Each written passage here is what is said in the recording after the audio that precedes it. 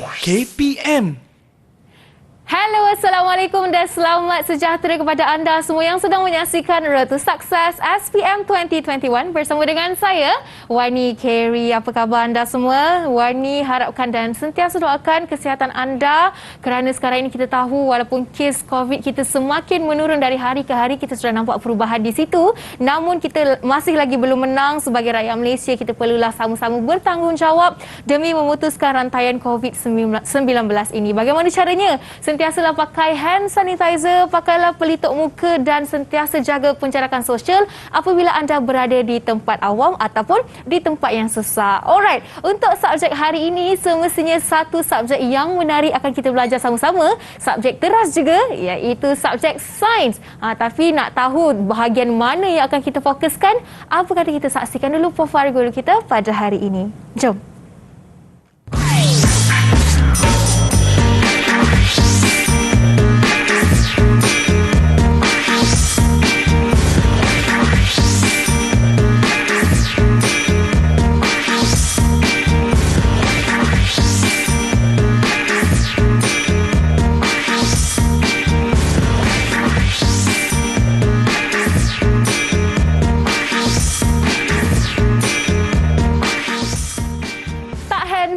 Tak berjanji Sains A+.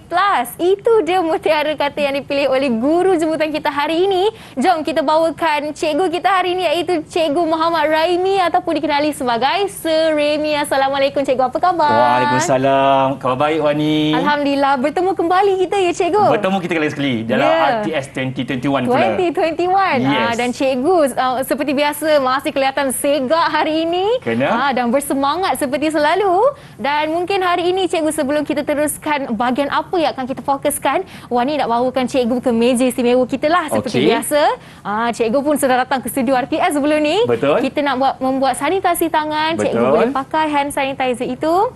Kemudian Wani pun pakai. Betul, ni kita kena jaga SOP. Ya, ini sebagai langkah berjaga-jaga. Tapi kali ini lain sedikit cikgu kerana kita akan kekal memakai pelitup muka selama 1 jam kita bersama. Betul. Cikgu. Itulah langkah yang terbaik untuk kita menjamin keselamatan masing-masing. Ya, betul. Tapi sebelum tu cikgu, macam kita dah janjikan tadi, kita nak dengarlah juga apa yang akan cikgu fokuskan untuk subjek sains hari ini. Dipersilakan cikgu. Okey Wani, hari ini istimewanya Sir Raimi akan membawa kepada anda semua tajuk genetik. Okey, tajuk tingkatan 4 untuk SPM. Jadi kita akan fokuskan kepada pelajar SPM 2021 untuk menduduki SPM pada tahun hadapan.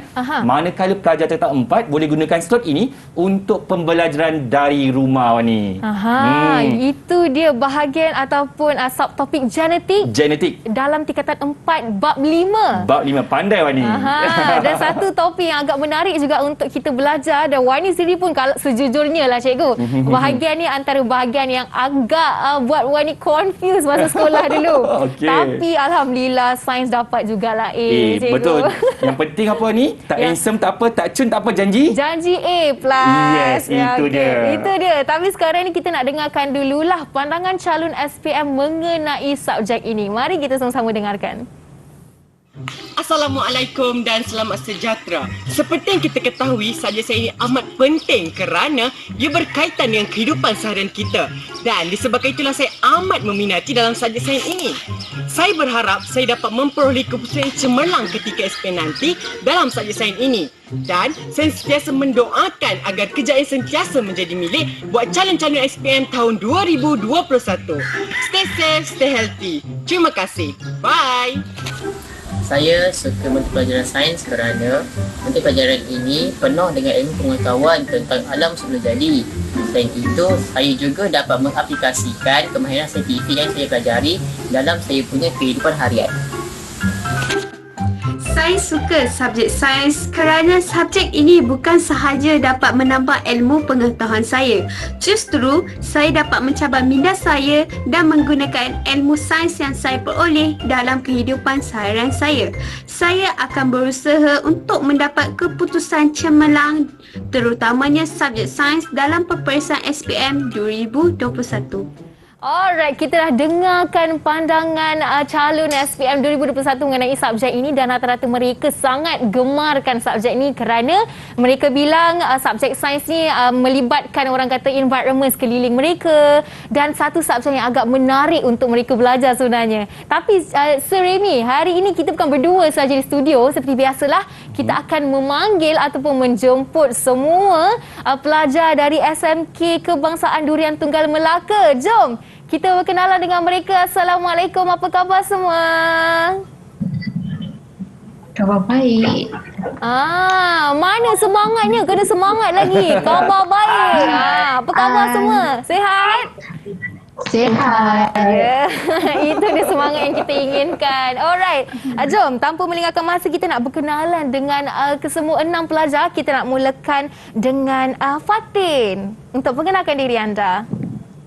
Hai, Assalamualaikum warahmatullahi wabarakatuh dan selamat sejahtera. Saya Fatin Farhana binti Gapar dari SMK Durian Tunggal Melaka. Boleh panggil saya Fatin. Hai Kak Wani. Hai Fatin. Alright, seterusnya. Assalamualaikum dan selamat sejahtera. Saya Muhammad Ashraf Huzaimi bin Mahad. Saya dari SMK Durian Tunggal Melaka. Boleh saya panggil Acap. Hai Kak Wani. Hai Acap. Oh, dah ceria je Acap ni. Okey. Ya, baik. Seterusnya. Hai, Assalamualaikum dan selamat sejahtera. Saya Ain Anwani binti Abdul Karim daripada SMK Durian Tunggal Melaka. Boleh panggil saya Wani. Hai Kak Wani. Hai Wani. Nama yang sama dan muka kita pun lebih kurang sama di situ ya. Okey, selamat berkenalan Wani. Baik, seterusnya. Hai, Assalamualaikum. Nama saya Muhammad Amirul Rafiq bin Muhammad Farid. Saya daripada SMK Durian Tunggal Melaka. Boleh panggil saya Afiq. Hai Kak Wani. Hai Afiq. Selamat berkenalan. Jom kita nak berkenalan dengan pelajar seterusnya. Assalamualaikum warahmatullahi wabarakatuh dan selamat sejahtera. Nama saya Nurul Ana Nabila binti Muhammad Azarihan dari SMK Durian Tunggal. Boleh panggil saya Ana. Hai Kak Wani. Hai Ana. Okey. Kita dah sampai ke pelajar yang terakhir. Jom. Siapa tu? Assalamualaikum dan selamat sejahtera. Manis-manis buah ceri, manis lagi buah Melaka. Abdul Muttalib bin Abdul Razak, nama diberi dari sekolah tercinta SMK Durian Tunggal Melaka. Hai Kak Wani, boleh panggil saya Talib. Wow. Satu pantun yang amat memberangsangkan sebagai permulaan kita hari ini. Baru saya perasan inilah dia Talib yang ada dalam video pandangan calon tadi yang sangat semangat tu cikgu. Ya, betul. Okey, bagus dan Wani harapkan ke-6 pelajar ni dapat memberikan semangat yang sama kepada Wani, kepada Sir Remy dan juga semua penonton di luar sana yang sedang menyaksikan Road to Success. Alright, jadi sebelum kita teruskan dengan sesi pembelajaran kita hari ini, apa kata kita berehat seketika dan jangan ke mana-mana, kembali selepas ini dalam Road to Success SPM 2021. Didik TV KPM. Didik TV KPM. Saya suka subjek ini kerana saya dapat mempelajari tentang perkara yang berlaku di persekitaran saya. Sains juga mengajar saya untuk berfikiran secara kritis dan analitis, melakukan kerja dengan sistematik, fokus, merekod dengan tepat dan berfikiran rasional. Saya suka dengan subjek ini kerana dengan mempelajari sains, ia merupakan salah satu cabang ilmu di mana seseorang itu memahami tentang dirinya dan perkara yang berlaku di persekitaran mereka. I wish good luck to all SPM candidate 2021. Bitaufiq wa najah fil bihad. Bye. Bertemu kembali dalam Road to Success SPM 2021 bersama dengan saya Wani Kerry serta guru kita hari ini Cikgu Muhammad Raimi bin Rahim selaku jurulatih utama Kebangsaan Sains KSSM dari Sekolah Menengah Kebangsaan Durian Tunggal Melaka. Tapi ingin dikenali sebagai Sir Remy dan seperti anda lihat di hadapan kami ini ada 6 orang pelajar dari Sekolah SMK Kebangsaan SMK Durian Tunggal Melaka juga yang akan bersama-sama dengan kita sepanjang 1 jam. Jadi cikgu, kalau cikgu sudah bersedia, mari kita mulakan sesi pembelajaran kita pada hari ini. Dipersilakan cikgu. Okey, kalau Wani pun bersedia, murid-murid pun dah sedia. Jom hari ini kita akan belajar tajuk genetik macam saya terangkan tadi. Jadi sebelum kita melangkah lebih jauh ya Wani, okey, Sir Remy dah sediakan bahan dan juga nota untuk murid-murid di luar sana yang sedang menonton di kaca televisyen untuk scan kod QR yang telah tertera pada televisyen anda untuk dapatkan handout ataupun latihan dan juga nota yang disediakan oleh Seremi. Jadi kita boleh belajar bersama pada hari ini, ya Wani? Wow, itu satu perkara yang baharu ya cikgu. Ya, betul. Tinggal Jadi, scan saja di kaca TV mereka. Scan saja dan mereka akan dapat handout yang masa Seremi kongsikan. Okey, jadi anda boleh scan sekarang. Ya. Okey. Okey, jadi Wani, kita nak belajar tajuk genetik. Sebelum Seremi melangkah lebih jauh lagi, jom kita memperkenalkan seorang tokoh ini. Siapakah tokoh ini? Kita tanya murid-murid daripada SMK Durian Tunggal. Agak-agak mereka kenal ke? Siapakah tokoh ini? Boleh saya cuba jawab? Okey, Ana, silakan sila Ana. cuba. Berdasarkan buku sains yang saya baca, muka tokoh ini seperti Gregor Mendel. Gregor Mendel merupakan seorang saintis dalam bidang genetik. Okey, betul Ana. Tahniah. Wow, tahniah, betul. Wani kenal? Saya baru kenal hari Baru ini cikgu. kenal hari ini. So namanya ialah Gregor Mendel, merupakan seorang saintis yang dikenali sebagai bapa genetik moden dan ia telah mengkaji berkenaan dengan Pisum sativum. Apa ya Pisum sativum, Wani? Sebenarnya kalau kita tengok pada gambar yang di belakang ini kita namakan dia sebagai kacang pi ataupun nama saintifiknya Pisum sativum. Okey. Ada namanya sendiri. Ya. Dan Wani, kalau Wani tengok pada skrin sekarang ini, kita ada gambar family Seremi. Ada Seremi di sini, ada mak, ayah dan keluarga di sini. Kenapa dalam satu family mak ayah yang sama, kita ada perbezaan? Ada lelaki, ada perempuan, ada tinggi, ada rendah, ada cerah, ada gelap. Kenapa dia berbeza? Sebab ia disebabkan oleh perbezaan genetik. Okey. Jadi kita akan belajar lebih mendalam lagi berkenaan perbezaan ciri ini, ya Wani. Jadi kenapa Wani seorang perempuan, saya seorang lelaki? Kenapa Wani cerah putih? Kenapa saya gelap? Okey, dia disebabkan oleh kita punya alel. Okey, apa itu alel? So alel ini merupakan satu komponen yang ada dekat dalam kromosom kita ataupun di dalam gen kita yang mengawal ciri-ciri yang ada pada manusia. Ia datangnya daripada satu daripada ayah, satu daripada ibu dan ia berpasangan dalam kromosom homolog seperti yang Seremi telah terangkan pada siri yang lepas. Jadi ciri alel ini ada dua. Satu ialah alel dominan, satu lagi ialah alel resesif. Ada dua jenis, Wani. Satu alel dominan, satu adalah alel resesif. Alel dominan ni, Wani, kita boleh cakap dia macam satu alel yang kuat, Wani. Maknanya apa? Dia boleh menonjolkan ciri-cirinya ataupun traitnya. Okey, tak kira bila ada dominan saja dia akan dapat menunjukkan cirinya. Tetapi kalau alel resesif, ya Wani, dia ialah alel yang lemah. Maknanya dia tak kuat nak menunjukkan cirinya sekiranya dia bersama ataupun hadir bersama dengan alel dominan. Okey. Jadi alel dominan diwakili dengan huruf besar. Contohnya A besar, B besar, C besar dan sebagainya. Dan alel resesif pula akan diwakili dengan huruf A kecil, B kecil, C kecil dan sebagainya. Jadi kalau apa yang kita tonjol kat diri kita hari ini, Wani, disebabkan ada alel dominan. Kalau alel dominan tak hadir, barulah alel resesif dapat menonjolkan cirinya, Wani. Wani faham tak? Faham. Bagus. Okey, jadi Wani, disebabkan kita ada alel yang berbeza-beza ini, ia akan menghasilkan ciri yang berbeza, Wani. Dalam sains kita tak sebut sebagai ciri, kita sebut dia sebagai trait. So trait dan ciri adalah benda yang sama, maksud yang sama. Jadi kita ada trait dominan dan juga trait resesif. Okey, jadi Seremi ada 3 gambar. Okey, kita mintalah pelajar Seremi yang nak bagi respon. Gambar ni apa dan apakah trait dominan dan resesif? Okey, siapa yang nak bagi respon? Siapa nak cuba? Okey, Afiq. Okey, good Afiq. Silakan Afiq. Okey. Apa yang saya nampak, sir, kebolehan individu untuk menggulungkan lidah. Sebagai contoh, sir, saya boleh nampak di gambar sebelah kanan, individu tersebut boleh menggulungkan lidah, maka ianya adalah trait dominan. Okey. Kalau gambar ni kita boleh nampak individu tersebut tidak boleh menggulungkan lidah, maka ianya adalah trait resesif. Okey, tengok jawapan Afiq. Betul ya, Wani?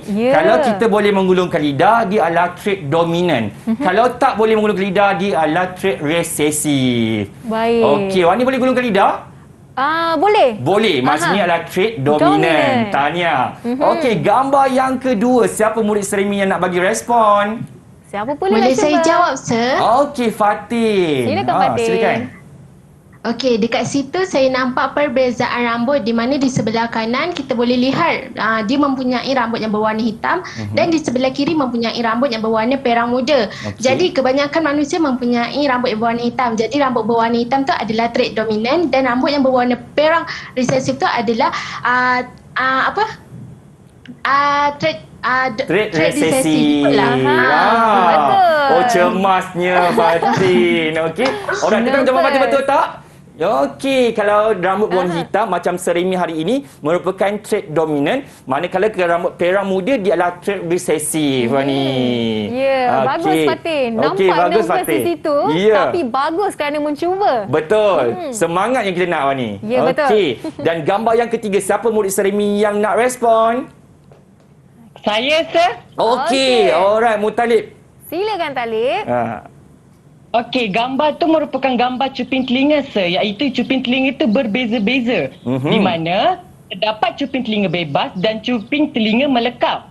Bagi trait dominan ialah cuping telinga bebas. Manakala bagi trait resesif merupakan cuping telinga melekap. Okey, kita tengok jawapan Talib betul tak? Betul Wani. Ya, bagus Talib. Okey, macam Seremi kita ada cuping telinga yang bebas tu dia adalah dominan. Kalau ada orang yang tak ada cuping telinga dia melekap je Wani, itu adalah resesif. Jadi semua ini ditentukan oleh alel dominan dan juga alel resesif tadi Wani. Baik. Okey. So, seterusnya Seremi akan memperkenalkan murid-murid sekalian tentang perkataan genotip dan juga fenotip. Okey, ini adalah asas kepada pewarisan yang kita akan belajar selepas ini. Apa itu genotip? Genotip ialah maklumat genetik yang diwakili dengan alel. Jadi alel kita ini dikawal oleh dua kan? Satu ciri dikawal oleh dua alel kan Wani, dominan dengan resesif kan? Betul. Okey, satu daripada mak, satu daripada ayah. Kalau dia alel yang sama, contohnya ialah huruf besar dia adalah alel dominan, jadi kita namakan dia sebagai homozygote dominan. Kalau dia adalah alel kecil, huruf kecil dan huruf kecil, alel resesif, kita namakan dia sebagai homozygote resesif. Tetapi kalau satu huruf besar, satu huruf kecil, kita namakan dia sebagai heterozygote Wani. Heterozygote. Yes, dan yang seterusnya ialah fenotip. Okey, senang je murid. Fenotip ni awak bayangkan tentang fenomena. Fenomena ni adalah yang kita boleh nampak ciri yang akan ditonjol ataupun dipamerkan. Jadi kita akan nampak ciri-ciri yang ada pada individu tersebut. Sebagai contohnya kita ada T besar, T itu mewakili ketinggian ya Wani. Kalau T besar dia adalah dominan iaitu tinggi. Kalau T kecil dia adalah resesif, kerdil. Okey, yang telah dikaji oleh Gregor Mendel tadi. Jadi kalau T besar kita akan dapat dia punya fenotip ialah tinggi. Kalau T kecil, resesif kan Wani kan? Jadi dia akan dapat kerdil. Okey, last sekali. Kalau T besar, T kecil. Okey, kita mintalah murid Seremi respon. Agak-agaknya dia akan jadi fenotip macam mana anak dia nanti? Siapa nak respon? Boleh saya cuba? Okey, Acap, silakan Acap. Boleh saya cuba? Okey, silakan Acap. Kalau T besar dan T kecil, saya rasa ketinggian fenotip. Okey, Acap dah tersangkut dekat situ. Saya rasa ketinggian dia Okey, Acap rasa ketinggian dia macam mana Acap? Ketinggian dia macam mana Acap? Okey, tak ada jawapan tapi Seremi boleh bagi jawapan. Saya cuba, Sir. Okey, Talib nak cuba. Silakan Talib. Talib cepat. Okey, kan T besar, T kecil. Mungkin ketinggian dia sederhana kot. Sederhana kan? Betul juga. Satu T besar tinggi. Kalau T kecil kedil. Kalau gabung T besar T kecil sederhana Wani. Mungkin tengah-tengah juga. Okey. So jawapan sebenarnya adalah tinggi Wani. Ya Mutalib dan murid-murid sekalian yang sedang menonton di televisyen, dia ialah tinggi macam Seremi kata tadi. Kalau ada wujudnya alel dominan T besar, dia akan menutupi ciri-ciri pada resesif. Jadi ciri kerdil akan dilindungi ataupun ditutupi oleh alel dominan tersebut. Jadi akan menonjolkan ciri tinggi. Okey, baik. Okey, baik. Seterusnya Wani, kita akan belajar tentang penentuan pewarisan menggunakan raja skema. Okey, macam murid-murid lihat pada skrin sekarang ini ialah yang telah diperkenalkan oleh Gregor Mendel. Okey, Gregor Mendel ni dia kaji tentang kacang P murid-murid. So dia gunakan satu kacang P T tinggi berbaka tulen, satu adalah pokok kacampi kedil berbaka tulen. Bila kita kata baka tulen, so dia ialah homozygote dominant, sama ada tinggi ialah huruf besar, kalau kedil ialah huruf kecil. Jadi kita akan dapat T besar, T kecil, T kecil. Ya. Seterusnya Wani, dia akan berlaku proses meiosis di mana ia akan dibelahkan kepada dua. Okey, diseparuhkan. So meiosis ni tujuannya adalah untuk kita menghasilkan apa Wani? Untuk kita menghasilkan apa? Menghasilkan gamet. So gamet jantan dan juga gamet betina. Jadi kita pecah je Wani. Satu akan dapat T besar. Satu lagi dapat T kecil. Faham Wani? Faham. Okey. Kemudian selepas ada gamet akan berlakulah proses persenyawaan. Jadi gamet jantan akan bergabung dengan gamet betina. Okey, macam mana nak buat? Jadi okey, murid-murid semua boleh tengok dekat skrin masing-masing. Okey, T besar ini akan bergabung dengan ini. Yang pertama, atau yang ini akan bergabung dengan yang ini. Alright, yang kedua, kebarangkalian dia. Mungkin tak terima, tak nak guna yang tak akan terima yang T besar ini. Dia akan gunakan T yang ini. Okey? Alright. Yang ketiga, dan atau dia akan pilih yang ini. Yang keempat. So akhirnya dia akan menghasilkan apa? T besar, T kecil. Gabungkan Wani. Yang ni T besar, T kecil. T besar, T kecil. T besar, T kecil. Jadi Wani, bila dah dapat ni, kita namakan dia sebagai genotip.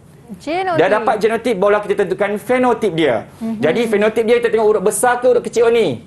Besar. Huruf besar sebab dominan. Jadi anak yang pertama dia akan tinggi ke kedil Wani? Tinggi. Tinggi. Yang pertama tinggi, kedua tinggi, ketiga tinggi dan keempat juga tinggi. Sebab alel dominan wujud di situ. Wani faham tak? Faham, sir. Okey, bagus. Semua pelajar faham tak setakat ini?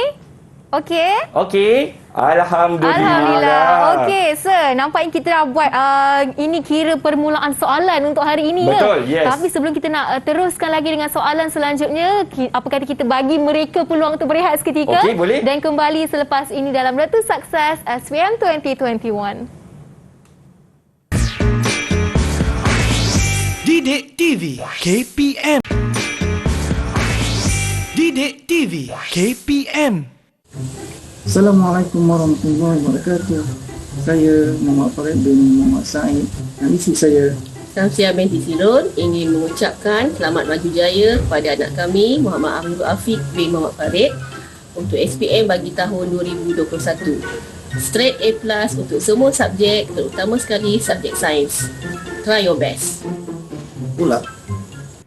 Kembali dalam Road to Success SPM 2021 bersama dengan saya Wani Carey serta masih lagi bersama dengan Sir Remy dan para pelajar dari SMK Durian Tunggal Melaka bersama dengan kita hari ini. Baik, tadi kita dah buat cara nak mengenal pasti genotip dan fenotip ya Sir. Betul. Dan sekarang ini kita nak sambung dengan sesi pembelajaran kita. Apa lagi yang akan kita ketahui? Jom kita bersama dengan Sir Remy. Okey, baiklah. Sir Remy akan menyambung pembelajaran kita. Tadi kita dah buat raja skema Wani. Raja skema? Yes, kita namakan sebagai raja skema. Tapi belum tamat lagi Wani. Soalan SPM nanti dia akan tanya tentang nisbah genotip dan juga fenotip. Okey, jadi murid-murid kena tahu pengiraan berapakah nisbah fenotip dan juga nisbah genetik.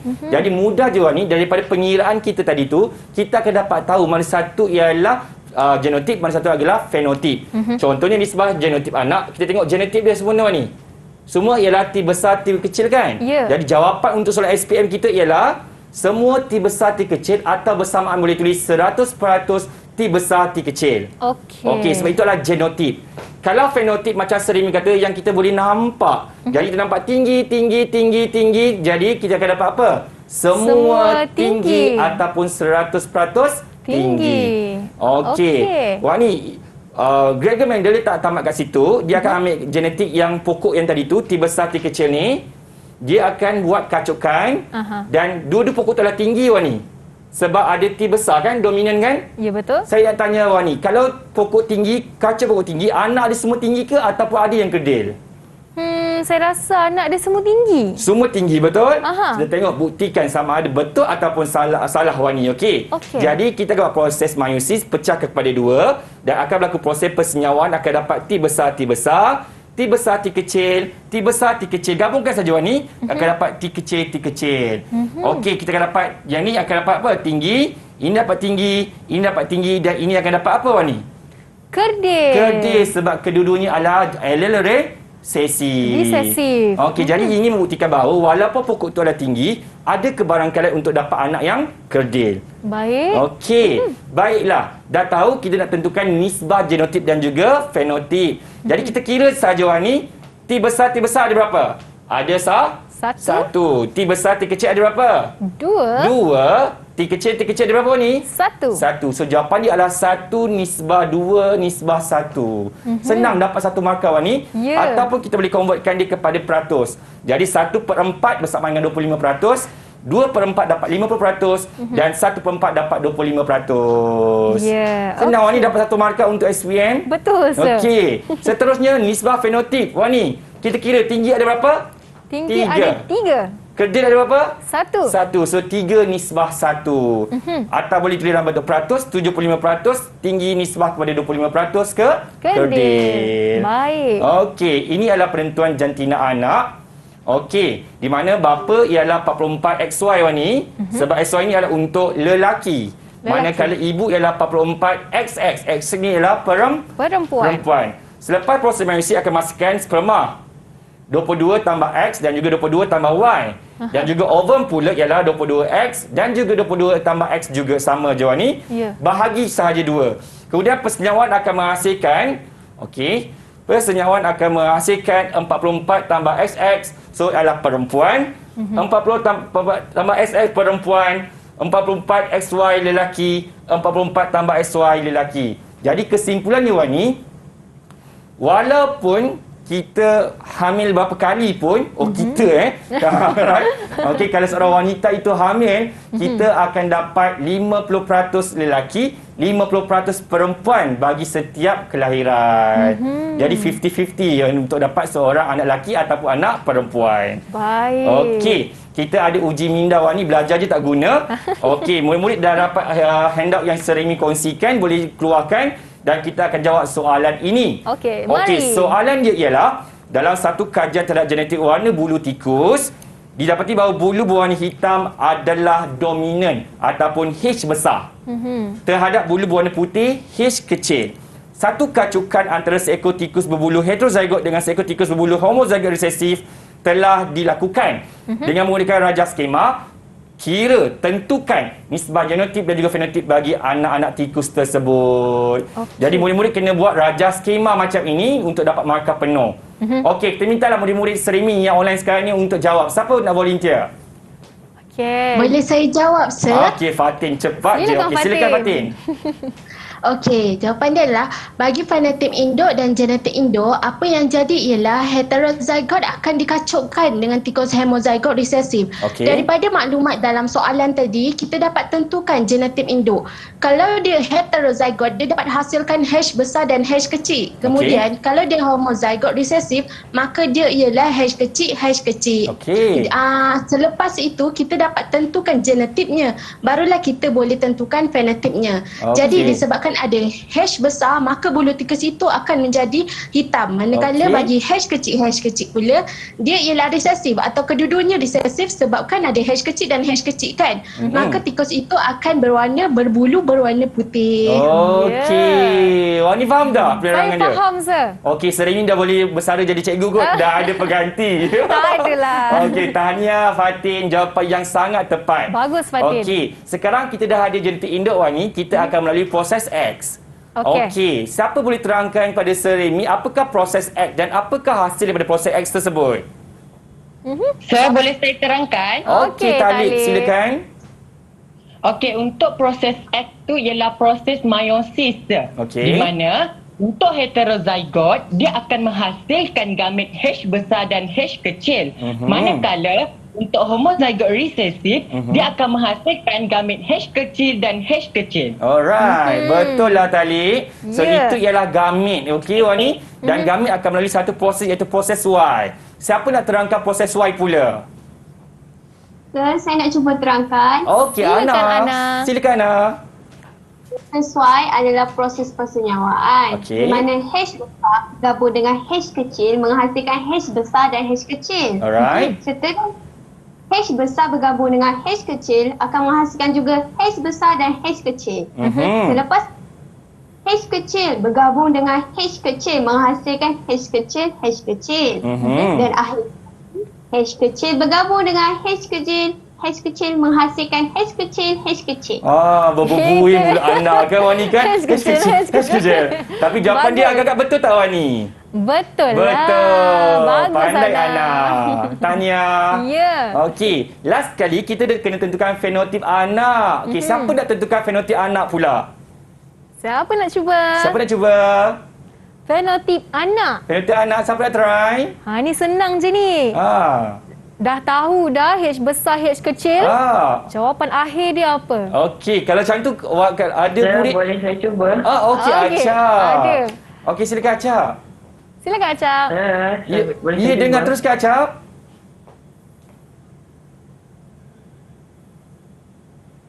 Acap. Kalau Acap tak boleh jawab, Kak Wani nak cuba ni. Okey. Atau Wani dah cuba boleh tak? Okey, boleh. Kita Saya try. cuba. Jadi H besar ialah berbulu dominan hitam. Kalau H kecil ialah bulu resesif. Ya. Okey, kalau H besar, H kecil apa Wani? Saya rasa dia akan jadi bulu hitam sebab ada dominan H. Betul, pandai. Kalau H sama kan? Sama, bermaksud bulu hitam juga. Okey, yang anak ketiga. Kalau H kecil dan H kecil akan jadi bulu putih. Bulu putih sebab dia adalah resesif, betul? Betul. Tengok jawapan Wani. Betul tak? Betul. Okey, betul. Dan yang terakhir ni. Maksudnya yang terakhir tu samalah bulu putih, sir. Betul. Jadi kita dah dapat dah rajah skema. Dan terakhir kita kena kira nisbah genetik anak dan juga nisbah fenotip anak. Okey, siapa murid yang nak cuba? Siapa nak cuba? Siapa nak cuba? Boleh nak cuba, sir? Okey, Afiq. Terus Afiq. Okey, kita boleh lihat bahawa dekat situ ada 2 H besar dan juga 2 H besar H kecil dan juga 2 H kecil H kecil. Maka dia punya nisbah adalah 2 H besar H kecil nisbah dengan 2 H kecil H kecil. Ataupun kita bersamaan dengan 50% H besar H kecil nisbah dengan 50% H kecil H kecil. Okey, pandai. Betul ke, sir? Dikaskan 2 nisbah 2 tu kepada 1 nisbah 1. Boleh ke, sir? Okey. Soalan Afiq agak mencabar. Boleh tak kita jadikan dia 1 nisbah 1 disebabkan nisbah ni adalah matematik Wani Jadi kita memang kena ringkaskan nisbah ini. Jadi 2 nisbah 2 adalah bersamaan dengan 1 nisbah 1. Macam ni Wani. Okey, jadi jawapan akhir dia mesti 1 H besar H kecil nisbah kepada 1 H kecil H kecil. Okey Afiq, bagaimana dengan nisbah fenotip pula Afiq? Okey, nisbah fenotip dia saya dapat 2 berbulu hitam nisbah dengan 2 berbulu putih. Ataupun sama dengan 50% berbulu hitam nisbah dengan 50% berbulu putih, sir. Betul tak, sir? Betul. Ataupun kita kena ringkaskan 1 nisbah 1. Jadi murid-murid di luar sana yang sedang menonton televisyen masa menjawab soalan SPM nanti, make sure kan awak dah bagi jawapan yang paling ringkas. 1 nisbah 1. Okey, Wani faham kan? Faham, sir. Okey, tapi jadi sir, dah dapat jawab soalan dah. Ya, tapi macam mana kalau ada pelajar yang tidak ringkaskan nombor itu? Tak apa ke? Okey, sebenarnya tak apa. Kita terima juga, tapi kita bagi jawapan yang paling baik kita kena ringkaskan Wani. Okey, baik. Alright. Okey. Jom kita sambung soalan seterusnya. Seterusnya kita akan belajar tentang mutasi. Okey, so mutasi ni ada 2 jenis. Satu adalah mutasi kromosom, satu adalah mutasi gen Wani. Mutasi kromosom ni adalah berlaku perubahan pada bilangan kromosom dan juga struktur kromosom. Manakala gen ialah perubahan kimia pada gen tersebut. Okey, ada beberapa contoh mutasi kromosom iaitu sindrom Down, Klinefelter dan juga sindrom Turner. Manakala mutasi gen ada 3, mutasi buta warna, anemia sesabit dan juga thalassemia. Okey, jom kita tengok satu persatu. Okey, Wani, murid-murid saya dah buat pembacaan awal dan mereka sukarela nak menerangkan setiap satu sindrom ini Wani. Boleh tak? Okey, boleh. Boleh. Okey, siapa yang nak cuba menerangkan sindrom Down? Saya nak cuba, sir. Okey, Fatin, silakan. Okey, sindrom Down adalah dia mempunyai 40 7 kromosom pada kromosom nombor 21. Contoh ciri-ciri sindrom Down itu adalah dia mempunyai kerenjatan fizikal dan mental, mempunyai leher yang pendek dan juga mata yang sempit. Okey, betul Wani. Manusia normal ada 46 kromosom. Setiap pasang ini satu daripada ayah, satu daripada ibu. Semua orang mesti ada 2 sahaja kalau normal Wani. Tetapi orang yang sindrom Down ataupun kanak-kanak istimewa ini Wani, dia ada ekstra satu kromosom pada nombor 21. Jadi dia adalah sindrom Down Wani. Okey. Baik, kita tengok sindrom Turner. Siapa yang volunteer ataupun sukarela nak menerangkan? Okey, Acap. Okey, come on Acap. Okey, silakan Acap. Okey, sindrom Turner ni sir, dia berlaku kepada perempuan kebiasaannya. Perempuan normal mempunyai kromosom sebanyak 44 tambah XX. Manakala penghidap sindrom Turner ni mempunyai kromosom sebanyak 44 tambah XO. Kesannya penghidap sindrom ini tak dapat menunjukkan ciri-ciri seks perempuan seperti tiada kitaran haid. Okey, betul. Itu adalah sindrom Turner. Dia jadi berlaku pada perempuan. Perempuan yang normal ada 44 tambah XX, tetapi sindrom Turner dia akan kehilangan 1X. So dia jadi 44X ni. XO bermaksud kurang 1. Kurang 1. So adalah mutasi kromosom ni. Okey, seterusnya adalah sindrom Klinefelter. Siapa yang nak cuba menerangkan sindrom Klinefelter? Hai, sir. Okey, Wani. Okey, sindrom Klinefelter ini selalunya berlaku kepada lelaki kerana ia terlebih kromosom X iaitu XXY. Jadi sesiapa yang mengidap sindrom Klinefelter ini akan mempunyai ciri-ciri seperti wanita, sir. Okey, betul ya Wani. Alright. Jadi kalau lelaki yang normal kita dapat 44XY, tetapi orang yang kena sindrom Turner ni Klinefelter ini dia lebih satu lagi X. Dia jadi XXY. Jadi ada pertindahan antara XX dan juga XY ni Wani. Dan dia ada dua ciri, lelaki dan juga perempuan. Dia ada tesis yang kecil, payudara yang kecil dan biasanya dia adalah mandul. Okey. Itu adalah mutasi kromosom. Seterusnya adalah mutasi gen. Siapa nak terangkan buta warna? Saya nak terangkan buta. Okey, Afiq. Cepat, Afiq. Okey, Afiq. Okey, penghidap buta warna ni biasanya dia tak dapat membezakan antara warna hijau dan juga warna merah. Ia disebabkan oleh gen resesif pada kromosom X.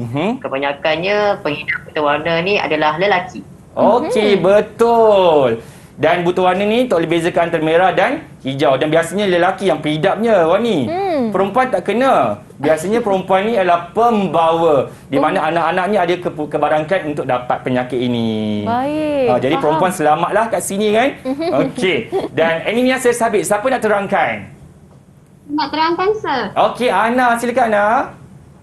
Anemia sel sabit ni merupakan penyakit yang menyebabkan gangguan penghasilan hemoglobin. Pesakit yang tidak mempunyai bilangan hemoglobin yang cukup yang menyebabkan pengangkutan oksigen terjejas. Kesannya mudah pingsan. Okey, Wani. Orang yang anemia sel sabit ni dia punya sebahagiannya dah hilang Wani sebab tak cukup hemoglobin. Jadi dia kurang bawa oksigen dan dia kekurangan oksigen sehinggalah dia akan mudah pingsan. Okey, seterusnya thalassemia. Sebelum kita sambung dengan penjelasan thalassemia ni, kita nak berehatlah. Ini kira berehat buat kali terakhir untuk para pelajar kita sebelum kita kembali. Dan jangan ke mana-mana, kita jumpa lagi selepas ini dalam Road to Success SPM 2021. Didik TV KPM. Didik TV KPM. Assalamualaikum. Nama saya Nurul Azhar binti Muhammad Yusof. Saya nenek kepada student Nurul Ana Nabila binti Muhammad Azhari Khan. Saya sangat mengharap agar dia mendapat result yang cemerlang dalam SPM dia nanti. Saya akan sentiasa berdoa agar dia dan juga kawan-kawan dia semua akan berjaya dalam peperiksaan ini. InsyaAllah korang semua boleh belajar rajin-rajin. Okey. Itu dia kembali bersama dengan kami, Wani Carey dan juga Sir Remy dalam Road to Success SPM 2021 serta 6 orang pelajar kita hari ini yang masih bersama dengan kami adalah Sekolah Menengah Kebangsaan Durian Tunggal Melaka. Okey, Cik Asa, kita nak sambung ke bahagian mutasi yang ketiga. Betul. Iaitu thalassemia. Okey. Mari kita sambung, Sir. Jadi mutasi yang seterusnya adalah mutasi gen, sambungkan yang tadi. Jadi mutasi gen yang seterusnya adalah thalassemia. Jadi siapa murid-murid Sir Remy yang sukarela nak menerangkan tentang thalassemia? Silakan. Okey, Talib. Okey, Talib. Dengan pantas, Talib. Okey, untuk thalassemia ni, dia kan mutasi pada gen yang mengawal penaklukan hemoglobin tau. Jadi, itu penghidap thalassemia ni, dia akan mempunyai isi darah merah yang sikit dan jangka hayat dia pendek, Sir. Kesannya, penghidap thalassemia ni dia akan mempunyai muka yang pucat dan dia akan nafas tercungap-cungap kerana dia memerlukan oksigen yang lebih banyak, Sir, untuk bernafas. Okey, Wani, betul. Baik. Kan? Yeah. Bahagian thalassemia ini ialah manusia yang normal macam kita, Wani. Yeah. Kita punya sel darah merah boleh bertahan jangka hayatnya ialah 120 hari. Okey, atau bersamaan dengan 4 bulan. Tetapi orang yang kena thalassemia ni saiz dia adalah kecil dan jangka hayatnya memang pendek. Mungkin sebulan, 2 bulan dia akan dimusnahkan oleh badan sendiri. Dan orang ni menyebabkan kekurangan darah dan dia akan mudah tercungap-cungap dan juga pengsan juga, Wani. Baik. Bahaya kan? Betul. Okey, jadi kita kena buat ujian thalassemia di klinik-klinik ataupun hospital yang berdekatan. Betul. Okey. Dan seterusnya kita buat uji minda, okey murid-murid. Okey, soalannya ialah apakah faktor penyebab mutasi? Jadi murid-murid dah jawab dah. Kita just tunjuk sahaja jawapan anda pada skrin masing-masing. Sir Remy nak semak. Betul ke salah? Oh, ni dah siap-siap jawab dah ni. Ya, dah siap jawab Wani. Tengok jawapan mereka.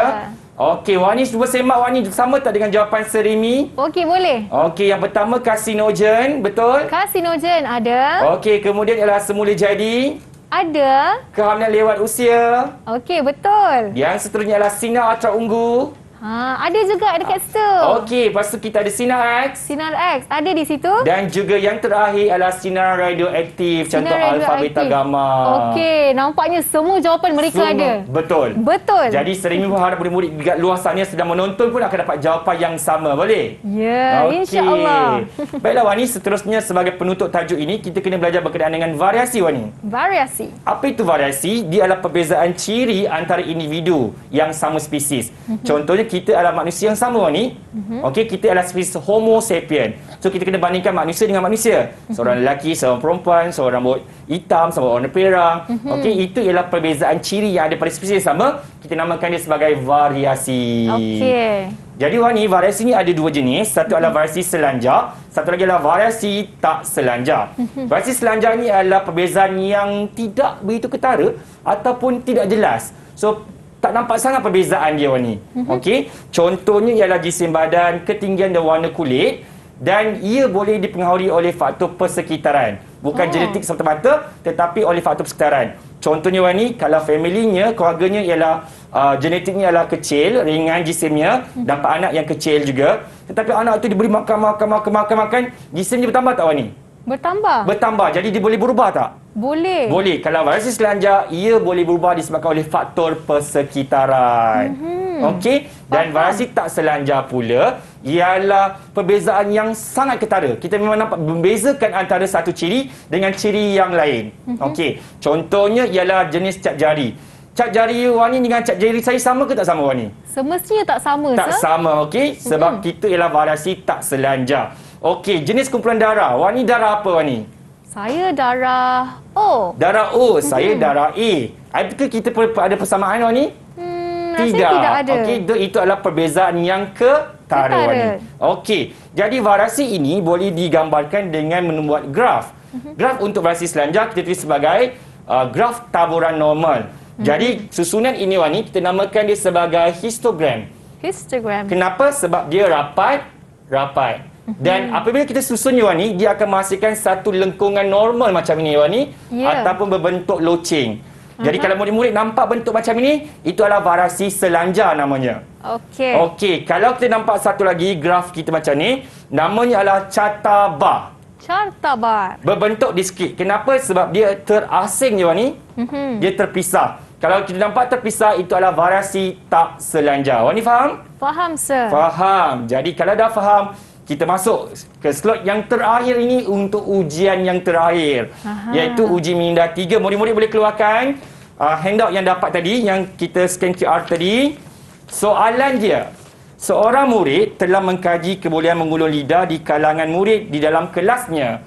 Okey, keputusan pengantin ditunjukkan dalam rajah di bawah. Okey, ini gambar dia. Jadi murid-murid sekalian, tengok gambar, perhatikan. Kalau bentuk macam ini ialah boleh menggulungkan lidah. Okey, kalau macam ini, dia rata saja dia tak boleh menggulungkan lidah. Soalan dia, okey, siapa boleh lengkapkan jadual boleh menggulungkan lidah ada berapa, tidak boleh menggulungkan lidah berapa? Siapa? Boleh saya cuba jawab, sir? Okey, Talib. Cepat, Talib. Okey, Talib. Okey, saya dah kira tadi, bilangan murid yang boleh menggulungkan lidah ialah sebanyak 15 orang. Manakala bilangan murid yang tidak boleh menggulungkan lidah ialah sebanyak 10 orang, sir.